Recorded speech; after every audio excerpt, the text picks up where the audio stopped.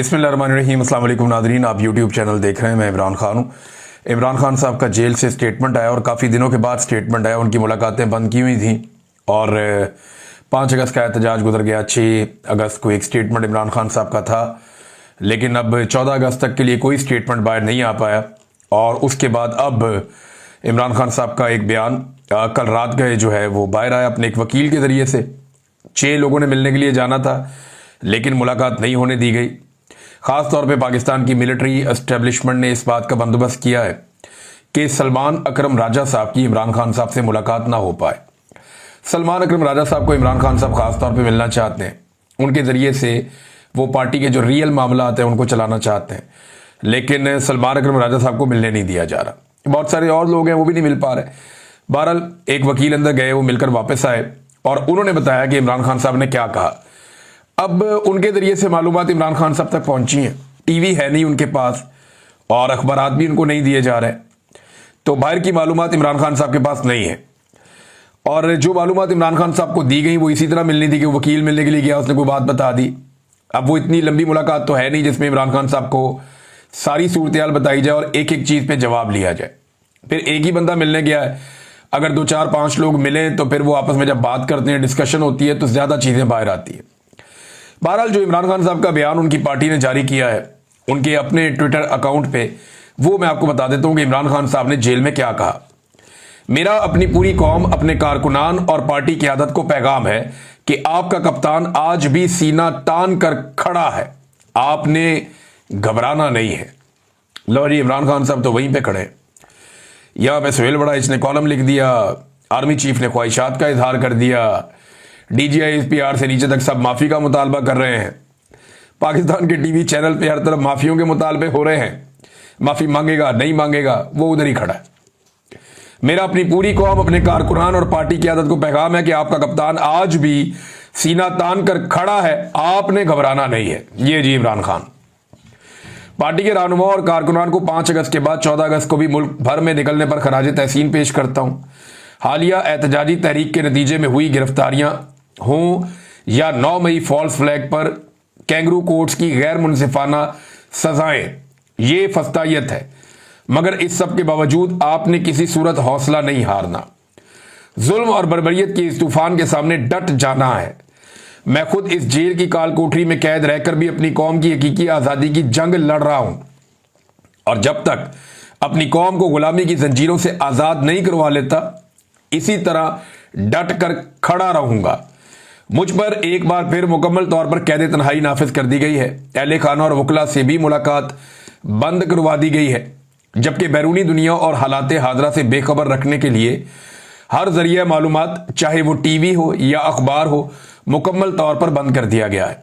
यही गैर इंसानी सलूक बुशरा बीबी के साथ भी रवा रखा जा रहा है। हमारी मुलाकात भी बंद करवा दी जाती है।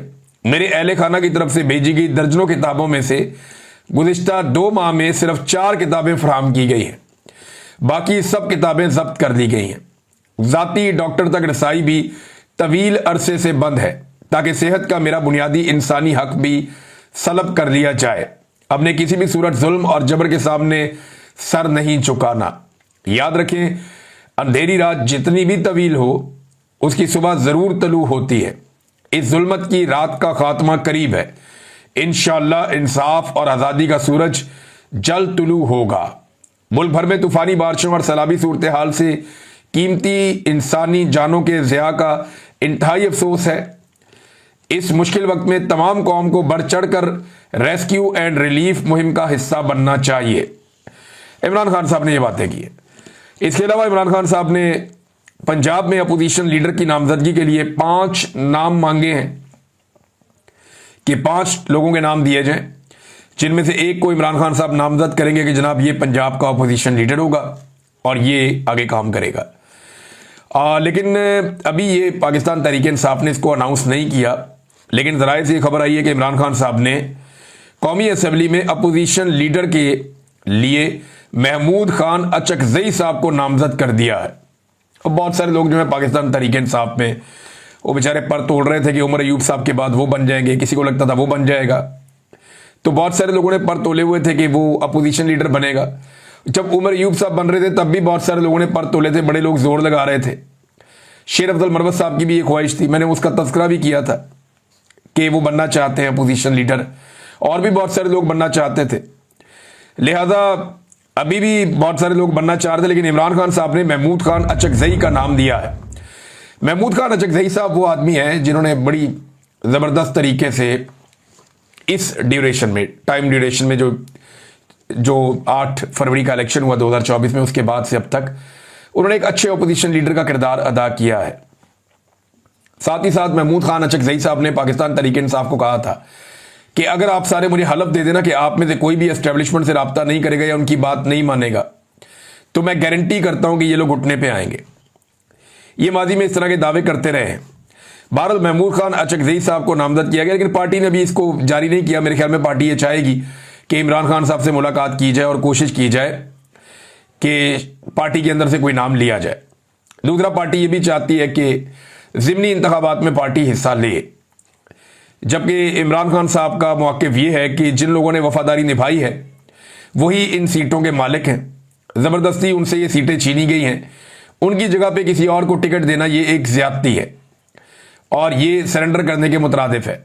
हम इन फैसलों को मानते ही नहीं हैं, और जब अपने उम्मीदवार हम खड़े करेंगे तो ये इन फैसलों को मानने के मुतरादिफ होगा। अब एक सोच ये है। दूसरी ये है कि कभी भी मैदान खाली नहीं छोड़ना चाहिए, और पीटीआई के पास कोई बंदों की कमी नहीं है। अगर एक बंदा हटाएंगे तो दूसरा आएगा, दूसरे के बाद तीसरा आएगा, तो एस्टेब्लिशमेंट को यह पता चलना चाहिए कि हर जगह पाकिस्तान तहरीक इंसाफ मज़ामत कर रही है या मुकाबला कर रही है। तो दूसरी सोच ये है। दोनों चीज़ें मैंने आपके सामने रख दी। अभी इमरान खान साहब का ये हतमी फैसला होगा। उस हवाले से इमरान खान साहब ने कोई मौक़िफ़ बताया है जो पार्टी को बताया गया। अब पार्टी जो फैसला करेगी वो फिर आपके सामने अगले चंद दिन में आ जाएगा। नाज़रीन, अडियाला जेल में इमरान खान साहब की बहनों को भी नहीं जाने दिया गया, क्योंकि जो भी सख्त पैगाम होता है वो इमरान खान साहब अपनी बहनों के जरिए से बाहर भेजते हैं, और जब कोई सख्त पैगाम बाहर आता है तो उसके सख्त किस्म के असरात भी होते हैं। लिहाजा उनकी बहनों को इमरान खान साहब से मुलाकात करने नहीं दी गई। अडियाला जेल के बाहर पुलिस ने बहुत बदतमीजी की है, बड़ी गालम गलोच हुई, कारकुनों को लाठीचार्ज किया गया, उन्हें उठाकर वैनों में डाला गया और फिर उन्हें बाकायदा गिरफ्तार करके वहां से ले गए। मुझे लगता है कि ये जो बदतमीजी की गई है जेल के बाहर, ये बदला लिया जा रहा है उस दुर्गत का या उस इज्जत अफजाई का जो जापान में टिकटॉकर्स की हुई है पाकिस्तानियों के हाथों। क्योंकि पाकिस्तानियों ने जापान में टिकटॉकर्स की बड़ी टका के इज्जत अफजाई की है, और यानी ये इनको इस सूरत का सामना क्यों करना पड़ रहा है? जाली हुकूमत है ना, इनके पास मैंडेट नहीं है तो लोग रिएक्ट करते हैं। अगर कोई हुकूमत मैंडेट के साथ हो और वो जाए और उनके ऊपर लोग ऐसे करें तो हमेशा उसकी मजम्मत करनी चाहिए। लेकिन ये लोग, इनके पास मैंडेट ही नहीं है, और जब मैंडेट नहीं है तो लोग रिएक्ट करते हैं कि जब इनको तो हमने वोट ही नहीं दिया, ये कहां से हमारे पैसों से फिर रहे हैं, हमारे पैसे लेकर कहां पे घूम रहे हैं। तो वो उनको ऐसे देखते हैं जैसे कोई चोर जा रहा है, फिर वो इनके साथ ज्यादती करते हैं। बहरहाल, और दूसरा जो माफी वाली एक ख्वाहिश का इजहार किया गया या करवाया गया सुहेल वड़ाइच साहब के जरिए से, उस ख्वाहिश की जो दुर्गत बनी है, उसके बाद ऐसा लगता है कि अडियाला के बाहर बदला लिया गया, कारकुनों को मारा कुटा गया, उन्हें घसीटा गया, गाड़ियों में डाला गया, उन पर तशद्दुद किया गया, फिर उन्हें गिरफ्तार कर लिया गया, बल्कि यह भी कहा जा रहा था कि इनको थाने जाके फिर मारो। अब ये एक जुल्म है। देखिए, कायदे आज़म की तस्वीरें लेकर लोग निकलते हैं, लोगों पे मुकदमा दर्ज हो जाते हैं, कितनी अफसोसनाक बात है। इमरान खान साहब की बहनें वहां पे मौजूद रही सारा दिन, उन्होंने बड़ी कोशिश की कि इमरान खान साहब से उनकी मुलाकात हो जाए, लेकिन उनकी मुलाकात इमरान खान साहब से नहीं करवाई गई। और अलीमा खान साहब ने कहा कि हम अपने भाई के लिए परेशान हैं, कोई शौक से तो हम यहां बैठने नहीं आए। मैंने अली अमीन गंडापुर को कॉल की है और अली अमीन गंडापुर को कहा कि आप उनसे बात करें, क्योंकि गंडापुर साहब की तो एस्टेब्लिशमेंट से रोजाना की बुनियाद पर बातचीत होती है, ऑपरेशंस के मामला पे भी होती है, क्योंकि गंडापुर साहब ऑपरेशन करवा रहे हैं खैबर पख्तूनख्वा में। इमरान खान साहब ने मना किया, फिर भी चल रहा है। जब उन्हें ज़रूरत होती है तो वो बताते हैं जी कर्फ्यू लगा दो, वो कर्फ्यू लगवा देते हैं। फिर अभी जो फ्लड्स आए हुए हैं उनके मामला में भी राब्ता तो गंडापुर का रहता है। तो इस पर उन्होंने कहा जी हमने गंडापुर से कहा कि आप उनसे बात करें। गंडापुर ने कहा कि मैं बैरिस्टर सैफ से बात करता हूं। अंदाजा करें, ये ऐसी है जैसे शहबाज शरीफ को आप कोई काम कहें तो वो कहें मैं मोहसिन नकवी से बात करता हूं। क्योंकि जिस तरह शहबाज शरीफ के ऊपर मोहसिन नकवी को एक निगरान के तौर पे बिठाया गया है, वैसे ही गंडापुर के ऊपर बैरिस्टर सैफ को भी एक निगरान के तौर पे बिठाया गया। तो गंडापुर ने कहा कि मैं बैरिस्टर सैफ से बात करता हूं। फिर इस यकीन दहानी पर हमें एसएचओ ने आकर कहा कि आपकी कल मुलाकात करवा दी जाएगी। अब ये अलीमा खान साहबा ने कहा, उन्होंने कहा कल हम फिर आएंगे क्योंकि हमें इंतजामिया ने कहा है कि कल मुलाकात करवाएंगे। अब देखते हैं कल पाकिस्तान तहरीक इंसाफ के लोग आते हैं या इमरान खान की बहनें आती हैं तो उनकी मुलाकात करवाई जाती है या नहीं करवाई जाती। राणा सनाउल्लाह साहब ने एक स्टेटमेंट दिया। राणा सनाउल्लाह साहब का स्टेटमेंट बड़ा सादा सादा है और बड़ा तफसीली स्टेटमेंट भी है, बहुत डिटेल के साथ भी आया हुआ है। वो ये कहते हैं कि नफरत की सियासत, इंतकाम की सियासत नहीं होनी चाहिए, मुल्क जो है वहाँ पे सियासी इस्तेहकाम होना चाहिए।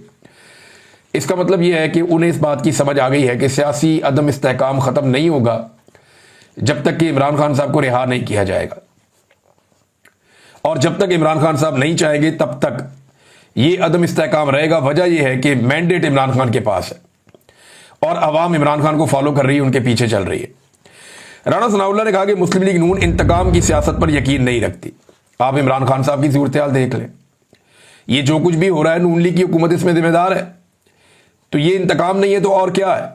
खवातीन पर जो तशद्दुद किया जा रहा है, जो चादर और चार दीवारी का बार बार तकद्दुस पामाल किया जा रहा है, सबसे ज्यादा पंजाब में होता है ना, या इस्लामाबाद में होता है जहां नून लीग की हुकूमतें हैं। यास्मीन राशिद से किस बात का बदला लिया जा रहा है? एस्टेब्लिशमेंट ने तो आज से कुछ अर्सा पहले हाथ खड़े कर दिए थे। उन्होंने कहा था कि यास्मीन राशिद को और ज्यादा हम दीवार के साथ नहीं लगा सकते, इतनी ज्यादती हमने कर दी है, इससे ज्यादा हम क्या ज्यादती करें एक खातून के साथ। तो एस्टेब्लिशमेंट से आज से चंद महीने पहले, ये मैं अप्रैल की बात आपको बता रहा हूं, कि एस्टेब्लिशमेंट ने हाथ खड़े कर दिए थे, लेकिन नवाज शरीफ साहब ने कहा कि ये खातून अगर बाहर आ गई तो मेरी जलालत हो जाएगी। तो ये इंतकाम अगर नून लीग नहीं ले रही तो और कौन ले रहा है? सहाफियों पर पाबंदियां लग गई हैं, पीका जैसा खौफनाक कानून आप लेकर आ गए हैं, जुल्म और बर्बरियत चल रही है। शहीद अरशद शरीफ वाले मामले में मरियम नवाज ने उनकी लाश का मजाक उड़ाया था, और बदला क्या होता है? राणा सनाउल्लाह साहब, बदतरीन बदला नून लीग ले रही है और नून लीग बदला लेने में यकीन रखती है। अगर यकीन नहीं आता तो नवाज शरीफ का फेवरेट एसएचओ कौन है, जरा ये देखें आप। ये नवाज शरीफ का फेवरेट एसएचओ जिसकी तस्वीर नवाज शरीफ के साथ है। अब सिर्फ आप इस आदमी के कारनामे चेक कर लें, इस एसएचओ के, तो आपको आइडिया हो जाएगा कि नून लीग और नवाज शरीफ की सोच क्या है, कि उनका फेवरेट एसएचओ क्या कर रहा है। वहां से आपको आइडिया हो जाना चाहिए। एहतशाम अली अब्बासी साहब लिखते हैं अपने ट्वीट में कि इस्लामाबाद पुलिस का अगवा बराए तावान में मुलव्वस नून लीगी सब इंस्पेक्टर अशफाक वड़ाइच थाना गोलड़ा से एसएचओ शहजाद टाउन तैनात कर दिया गया। याद रहे, अशफाक वड़ाइच को इस्लामाबाद हाई कोर्ट के हुक्म के मुताबिक नौकरी से बर्खास्त करने के अहकाम जारी किए गए थे। इन पर इल्जाम था कि उन्होंने गौरी टाउन से एक शहरी को अगवा किया, 9 माह इसे हब्से बेजा में सीआईए सेल में रखा, 10 लाख रुपए तावान मांगा और मामला 5 लाख में तय पाने के बाद दीदा दलेरी से थाना सेक्रेटेरिएट में रकम वसूल करके वालिद के हवाले किया, जिसकी सीसीटीवी फुटेज हाई कोर्ट में मोहसिन अख्तर कियानी साहब की अदालत में पेश की गई, जिस पे इनके खिलाफ अदालत ने एक्शन लिया। बस यही नहीं, अशफाक वड़ाइच के कारनामों की एक तवील फहरिस्त है। एक मरतबा डिस्ट्रिक्ट कोर्ट ने एक मुकदमे में पाकिस्तान तहरीक इंसाफ के वर्कर्स को डिस्चार्ज किया, मगर अशफाक वड़ाइच ने अदालती अहकामात को पसे पुश्त डालकर जुडिशल कम्प्लेक्स के बाहर इन्हें फिर से गिरफ्तार कर लिया और कवरेज करने वाले सहाफियों को भी धमकियां लगाई, पीछे हट जाओ नहीं तो तुम्हें एहतजाज केस में गिरफ्तार करवा दूंगा। इसके अलावा एयर कोमोडोर सज्जाद हैदर और उनकी बेगम से भी इसी अशफाक वड़ाइच ने खुल्लम खुल्ला बदतमीजी और गालम गलोच की थी और गिरफ्तारी की धमकियां भी देता रहा। एक मजीद वाकया आपको याद होगा कि पाकिस्तान तहरीक इंसाफ के कारकुनों खवातीन पे क्रैकडाउन के वक्त एक रात 1:30 बजे राणा सनाउल्लाह ने प्रेस कॉन्फ्रेंस की थी और कहा था कि पीटीआई की जेल में मौजूद खवातीन के साथ कोई बुरा सलूक नहीं हुआ। इस दिन दरअसल हुआ यह था कि एक इसी नून लीगी एसएचओ अशफाक वड़ाइच, जिसने पीटीआई की जेल में मौजूद खवातीन के साथ छेड़छाड़ की और उनको रेप की धमकियां दी, जिसके बाद वो वाकया बाहर लीक होता। इससे पहले राणा सनाउल्लाह प्रेस कॉन्फ्रेंस करने आया और उसको झूठ करार दे दिया। डॉक्टर मारंग बलोच भी इसी नून लीगी एसएचओ अशफाक वड़ाइच के थाने में कैद थी। डॉक्टर मारंग बलोच पर भी अपने 3 साथियों से मिलकर तशद्दुद किया। इस दौरान हामिद मीर के साथ भी इसी एसएचओ ने बदतमीजी की। शेख रशीद के मामला भी इसी एसएचओ ने किए और शेख रशीद ने अदालत में इनके खिलाफ दरखास्त भी दी और उन्होंने कहा तुम्हें सबक सिखाने में आया हूं शेख रशीद को। रेड के दौरान पुलिस अमला 3 आईफोन, 3.25 लाख की रकम, 6 घड़ियां और मुलाजमीन के फ़ोन भी छीन कर ले गए। इमरान खान साहब की अदालतों में पेशी के दौरान 7 आए वर्कर्स के बाहर पार्किंग में खड़े मोटरसाइकिल की तोड़फोड़ की वीडियो भी इशफाक वराइज की ही वायरल हुई थी। और पतंगबाजी के हवाले से इसी ने एक मज़ाइका खेज ऐलान भी किया था मस्जिद से, जिसमें इसने कहा था जिसका बच्चा पतंगबाजी करता हुआ पकड़ा गया उसके बाप पर पर्चा दूंगा, सड़क के दरमियान खड़े करके जूते मारूंगा और उसका घर भी तोड़ दूंगा। बड़े कारनामे जनाब, ये अगर बदला नहीं है तो और क्या है। और ये मियां नवाज शरीफ साहब का फेवरेट SHO है, फोटो भी मियां साहब के साथ है। दोनों के चेहरों की जो खुशी है ना वो देखने के लायक है। अब ये तो था नवाज शरीफ साहब का SHO। नाज़रीन एक चीज आपके सामने और रखता हूं, SIFC, इसको लोग कहते थे सफेद हाथी है, इसको लोग कहते थे लंगड़ा घोड़ा है। इसके बारे में लोग कहते हैं कि ये बना तो लिया पाकिस्तान के फील्ड मार्शल आसिम मुनीर साहब ने और बड़ी ख्वाहिश के साथ बनाया था और पूरी कोशिश की इसको कामयाब किया जाए, लेकिन इसने नाकामी के वर्ल्ड रिकॉर्ड कायम कर दिए हैं SIFC ने। यानी जिस चीज को हाथ लगाते हैं, यानी हीरे और सोने को हाथ लगाता है तो मट्टी कर देते हैं। हालात आप यहां से चेक करें कि मुल्क में सरमायाकारी 50 साल की कम तरीन सतह पर पहुंच गई। इस इदारे ने सरमायाकारी लेकर आनी थी। मुल्क की तारीख में पहली बार 50% कपास की फैक्ट्रियां गैर फाल हो गई। इस इदारे ने पाकिस्तान में ज़राअत को ठीक करना था। किसान इतना परेशान माजी में कभी नहीं था जितना अब परेशान है। इस इदारे ने किसान की हालत बदलनी थी। सियाहत के मामलात को इन्होंने बेहतर करना था, अपने हाथ में ली। सियाहत कहां से कहां पहुंच गई। इंडस्ट्री, सियाहत, मुल्क के हालात, हर चीज जो SIFC से जुड़ी हुई है वहां पे एक बड़ा फेलियर है। हत्ता कि जो सेंट्रल कॉन्ट्रैक्ट का ऐलान हुआ खिलाड़ियों के, कोई भी खिलाड़ी ए कैटेगरी का अहल नहीं हो सका और ए कैटेगरी खत्म हो गई। बाबर और रिजवान की भी तनजली हो गई। अब नाज़रीन, मैंने आज से कुछ अर्सा पहले क्रिकेट का बाइकआउट कर दिया था मोहसिन नकवी की वजह से कि एक इंतहाई नॉन प्रोफेशनल आदमी, उसकी ख्वाहिश के तौर पे उसको पाकिस्तान की मिलिट्री एस्टेब्लिशमेंट ने बिठाया हुआ है PCB के चेयरमैन के तौर पे। हालांकि उसे कख नहीं पता PCB का, पाकिस्तान क्रिकेट बोर्ड की उसको अलिफ बे भी नहीं पता, ना उसने कभी जिंदगी में क्रिकेट खेली है, ना उसको क्रिकेट की समझ है। कहां एक प्रोफेशनल प्लेयर था यहां पे और कहां पे एक ऐसा आदमी जो नाबल्द है बिल्कुल इस खेल से। अब देखिए ना, पाकिस्तान के बाद दुनिया के बेहतरीन बॉलिंग अटैक भी है।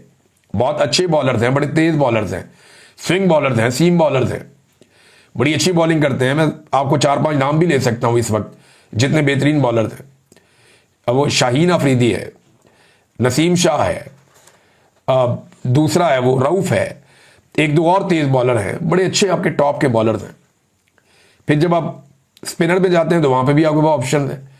दुनिया के बेहतरीन बैट्समैन भी आपके पास है, बहुत अच्छे नहीं लेकिन फिर भी अच्छे बैट्समैन है।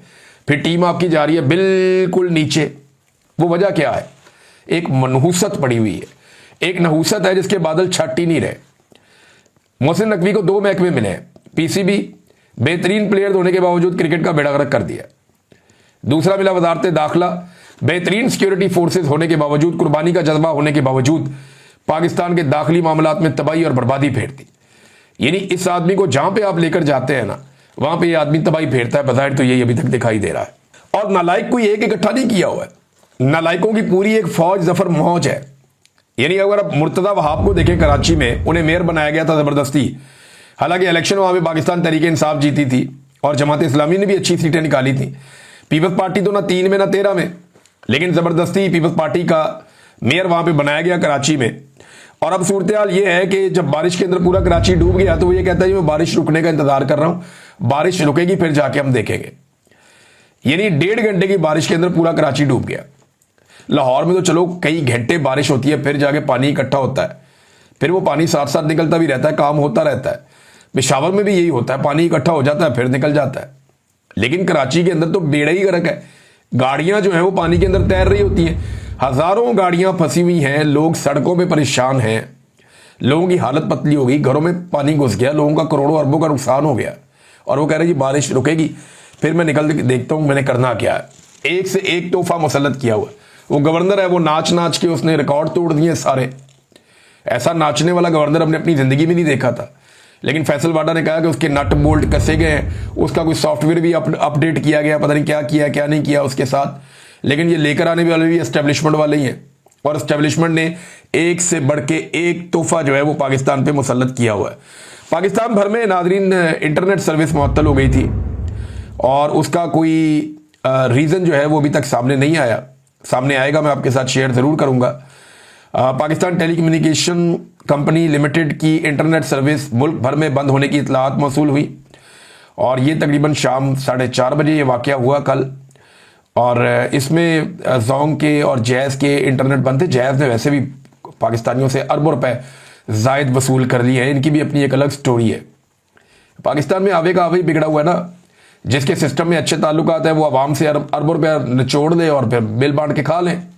तो जैज़ के बारे में ये इतला आई थी कि उन्होंने मुख्तलिफ खबरों के मुताबिक कोई 6 अरब रुपए से ज़्यादा पाकिस्तानियों से बटोर लिए हैं इजाफी, और ये गैर कानूनी तौर पर लिए हैं। बहरहाल अभी इंटरनेट के हवाले से कुछ बहाली हुई है पाकिस्तान में जब मैं ये वीलॉग रिकॉर्ड कर रहा हूँ। बाकी तफसीलात आपके सामने बाद में रखूँगा। अब तक इतनी, अपना ख्याल रखिएगा, अपने इस चैनल का भी। अल्लाह हाफ़िज़।